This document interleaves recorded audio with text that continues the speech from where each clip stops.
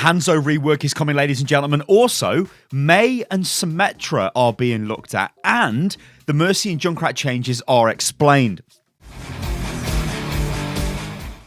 Ladies and gentlemen, hello and welcome to Unit Lost. I am Stylosa, and there has been a beautiful developer update where Jeff addresses some of the hot community topics. Now, obviously, Mercy is a massive community topic, and we'll get onto that later on in the video. However, to begin with, let's talk about Hanzo, because Jeff says some really interesting things about Hanzo. Now, we've known for a while that the team have been looking at Hanzo. Jeff has made comments in various interviews. I think this was during BlizzCon, I believe, and maybe slightly before BlizzCon, where he said, yeah, we are kind of looking at Hanzo, and specifically, we're looking at Hanzo's scatter arrow. What we get in this developer update is a confirmation of this. So this is what Jeff essentially says.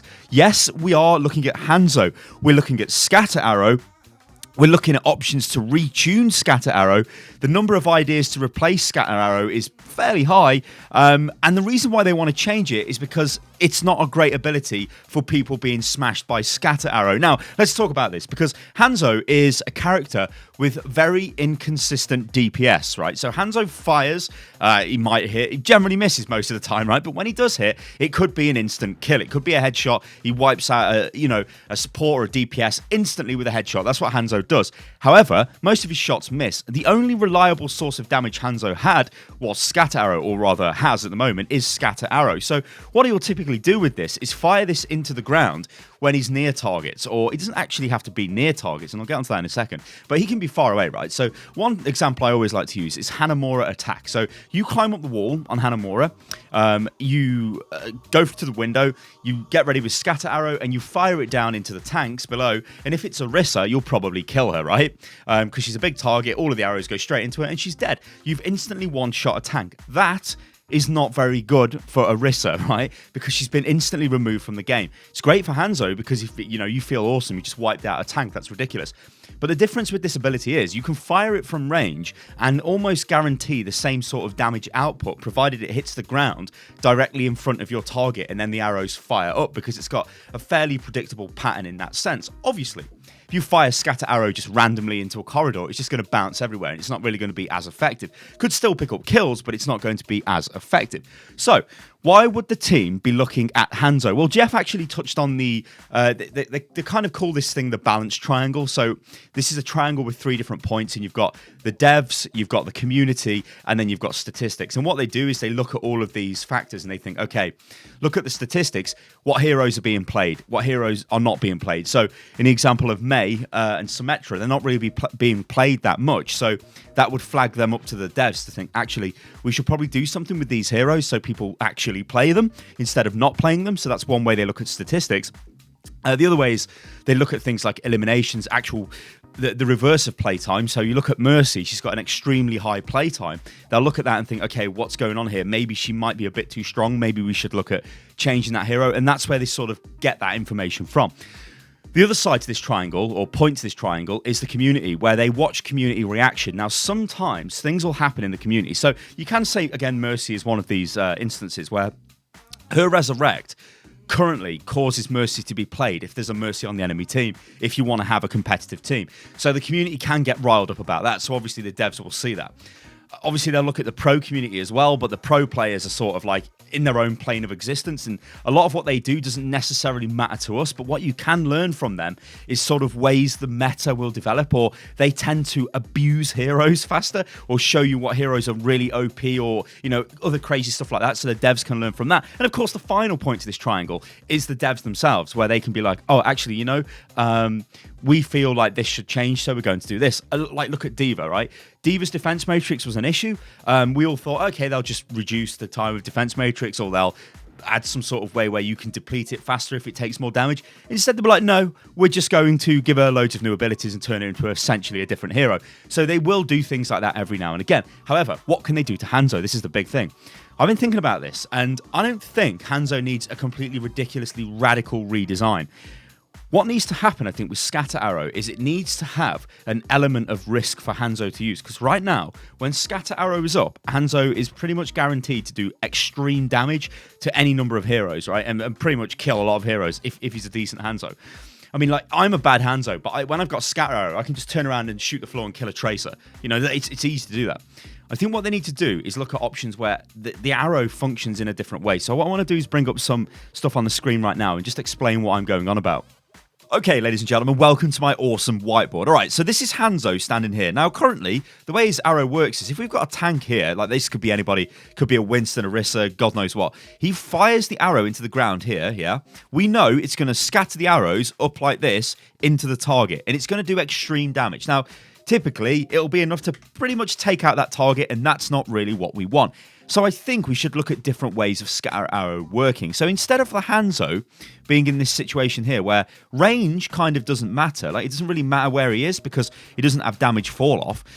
If the target is miles away over there, you can still aim the arrow down here and expect to get the scatter there to do the extreme damage. Obviously as well, it doesn't matter if it's close range. If you've got somebody standing right next to him, you can again fire it into the ground and do extreme damage. So how can you change this ability but still keep it in the game? One idea is, imagine this is Hanzo's point of view we're looking at now. So imagine this is like Hanzo's bow here, right? So Hanzo's going to fire forward. Instead of Scatter Arrow actually causing the arrows to explode when the arrow hits a surface, why don't they just fire out like this, like a fan? Because what that would do there, I think, would still give you the same type of kind of impact as the Scatter Arrow like this, where it hits the ground, then it scatters up like that.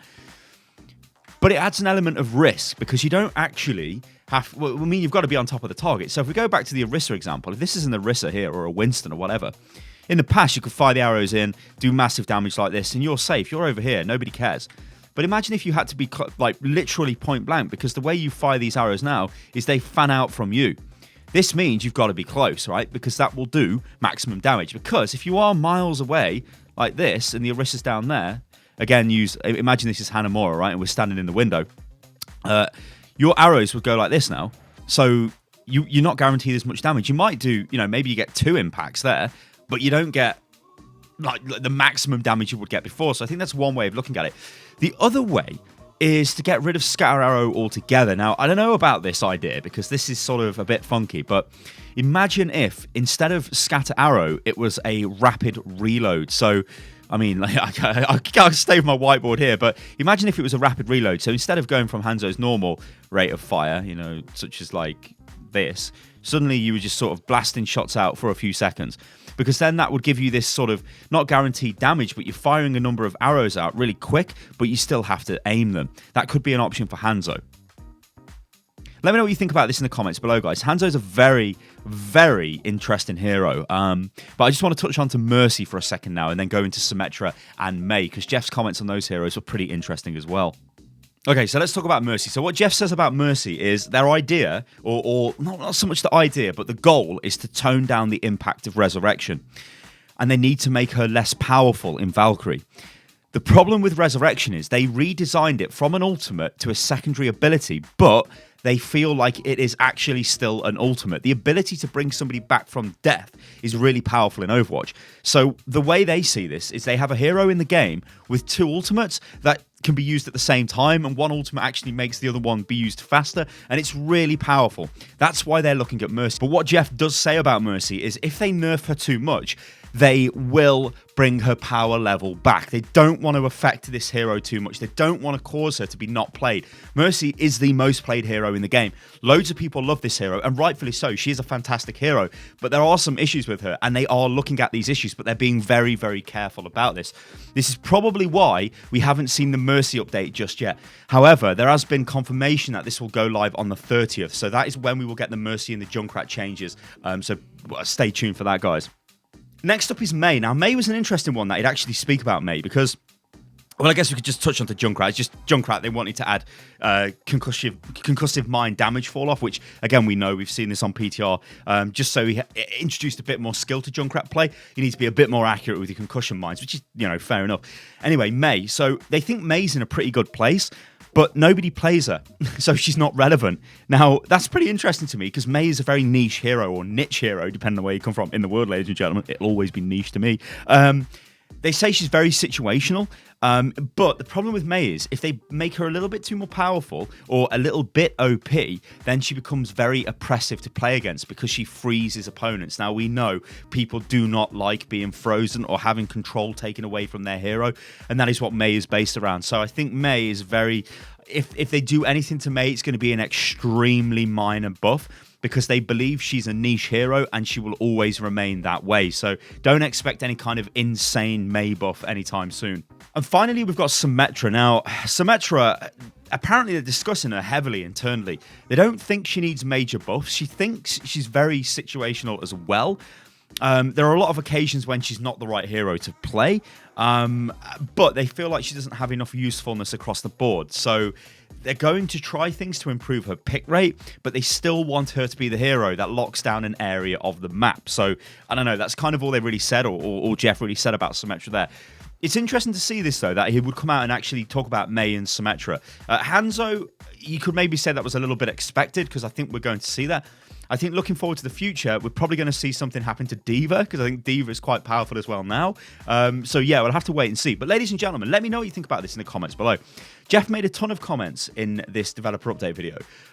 Some of it I'm actually going to cover in other videos, especially when he talks about the idea of being a flex player and the way that they can sort of ban you from Overwatch, which is really weird because they can get you when you're not even playing the game. Like if you upload a video of yourself being a troll, they will find the video on YouTube and ban you from the game. So yeah, it's a wonder I haven't been banned.